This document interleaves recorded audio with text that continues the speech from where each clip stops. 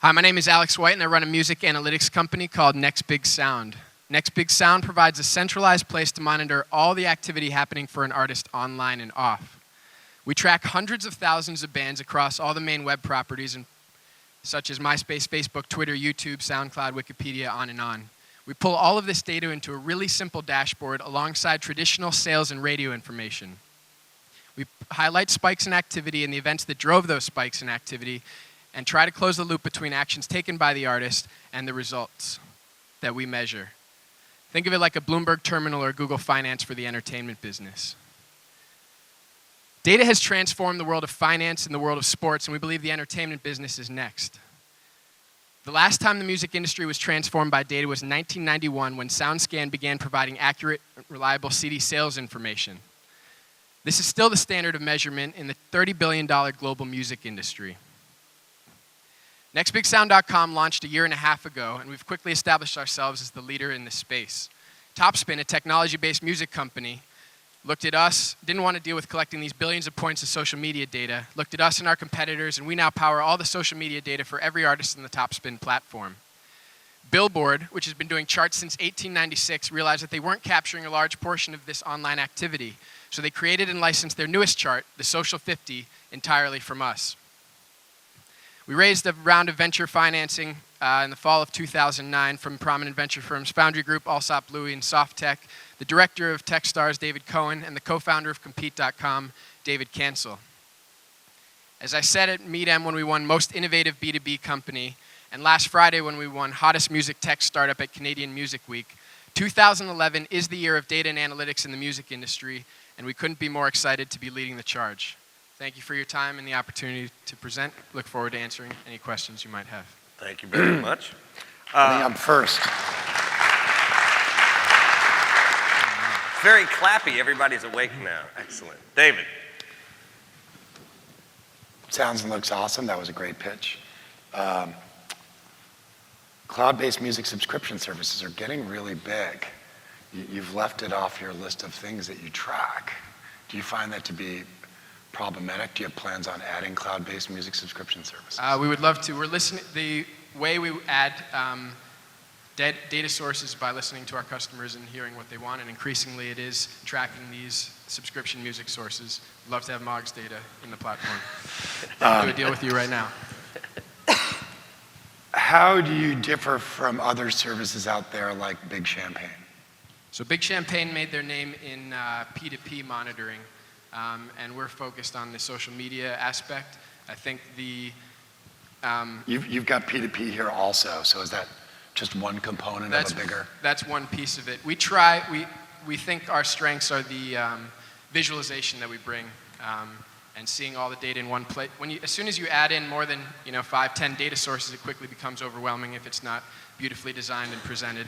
And we spend a lot of time and resources on that platform. So the visualization, and then just, we run into them sometimes, but we've just been listening to, the customers have gone with us.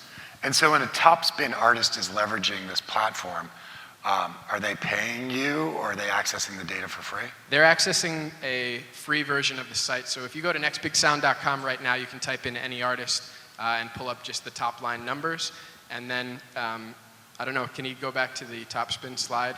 There's a try Next Big Sound Premiere, upsell opportunity. And does Topspin get to share in the monetization when you convert to a paying user? We have an affiliate program set up.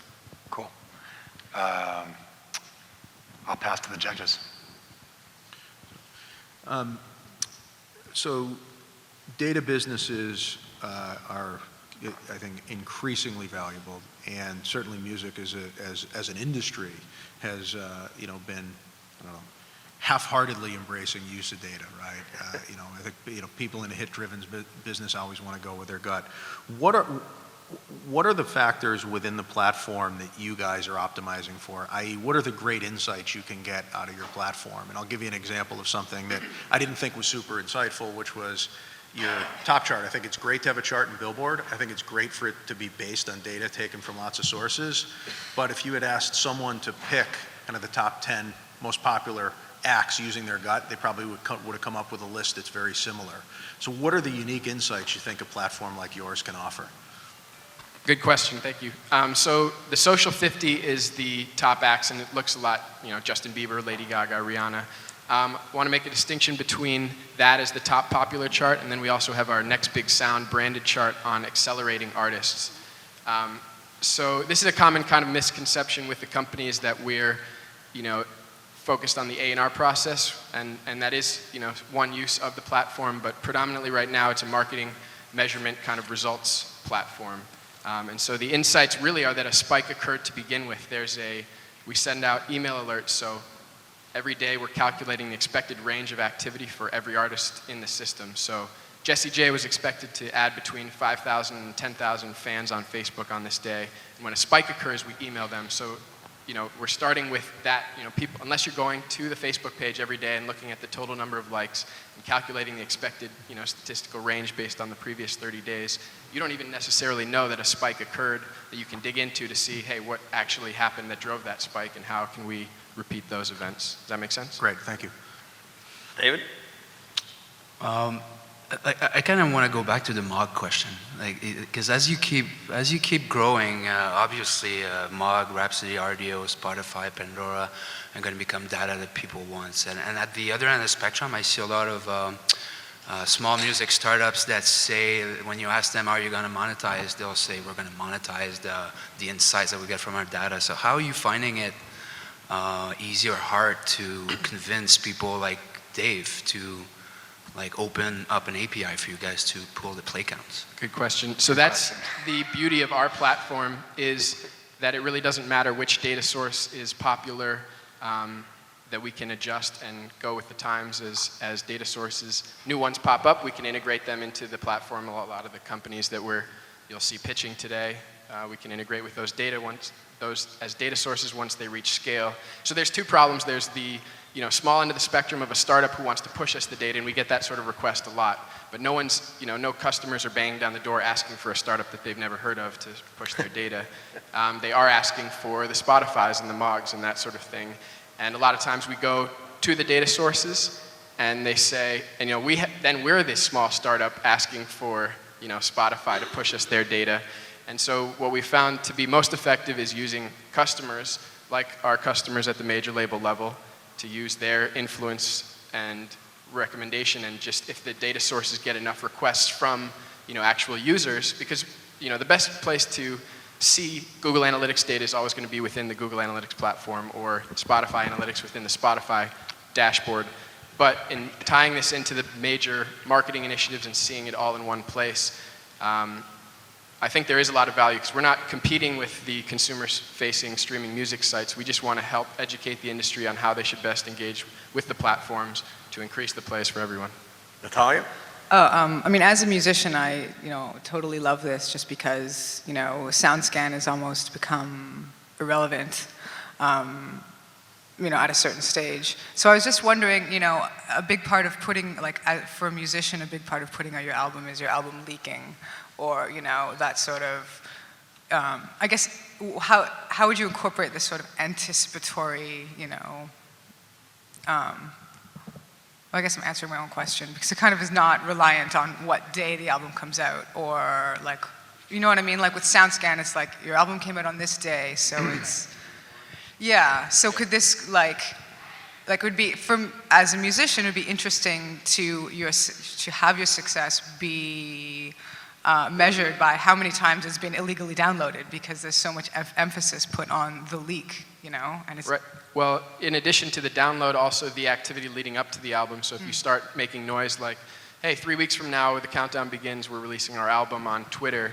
If we get to, follower account X or Facebook fan X, we're going to release 3 free tracks early on. And it's our kind of thesis that this social media activity is a leading indicator for sales and other means and traditional means of monetization. And so tracking that, especially in advance leading up to an album, and seeing, hey, we're really not getting that nice ramp up to the release that we were hoping for. Maybe we should, that you can adjust your marketing on the fly that way, rather than here's the date, it's set in stone, particularly for a small DIY artist. Do you find that your customers are musicians or marketers or both for your premium service? both. So it's a subscription platform, and there's 3 plans, all priced under $65 per band per month. And that translates to hundreds of thousands of dollars at the major label level when they're wanting, access to thousands or hundreds of artists. So from a revenue standpoint, the customers are the digital marketers, digital managers, the folks that are tasked with building and maintaining all these different profile pages and are thoroughly overwhelmed with tracking all of this data and logging into 5 different dashboards. From a volume perspective, it's the individual band and manager who's our customer base. So my former gig before MOG was, I ran Grace Note. Yeah. And we knew what everyone was listening to globally, ripping. We had a lot of data. We spent about $1 million building something called Grace Note Data Services that we modeled after BDS, and we went after the labels and publishers and the music industry to try to sell them the data. And we did a 0. I mean, it was a successful company, we just couldn't crack that code. And my takeaway, granted this was 2002, they were a bit less data savvy and dumber, and maybe they've gotten a little more intelligent.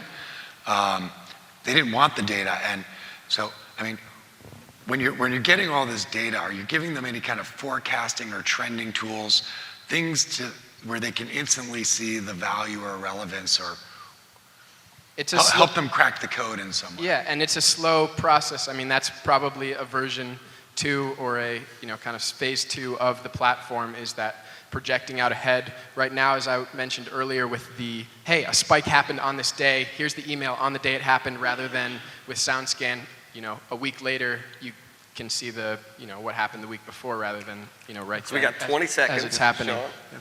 So with the social graph, there's tons of activity, around acts. Do you have the ability to capture sentiment so that you can understand, for example, if people think that the rooms that an act is touring is too small or too big? Finish. You got 10 seconds. We don't do sentiment because it's an imperfect science, and there's thousands of companies and millions of dollars trying to do it, and no one's cracked that code. As soon as that's in, we'll import that as another data source and plug it in alongside everything else we do. Thank you very much. Thank you. Love it. Good job. That was great.